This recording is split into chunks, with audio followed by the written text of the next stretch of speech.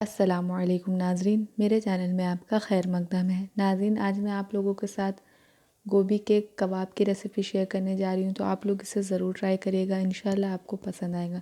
तो आइए रेसिपी को हम शुरू करते हैं।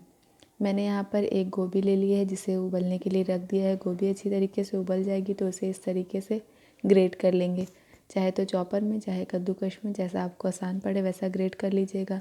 इसी के साथ साथ इसमें 2 मीडियम साइज़ के आलू उबले हुए डाल देंगे, जिसे अच्छी तरीके से मैश कर लिया है। एक शिमला मिर्च बारीक कटी हुई इसमें डाल देंगे। एक गाजर और एक प्याज मीडियम साइज़ की, जिसे मैंने बारीक काट लिया है। और इसी में थोड़ा सा हरा धनिया, कुछ मसाले, आधा नींबू का रस इसमें ऐड कर देंगे।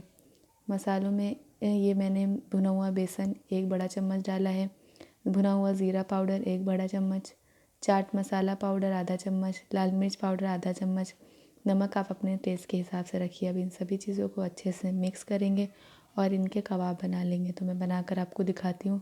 तो इस तरीके से कबाब तैयार कर लेने हैं और फिर उसके बाद इसे ब्रेड क्रम्ब में कोट कर लेना है, चाहे तो अंडा, चाहे कॉर्नफ्लोर के साथ।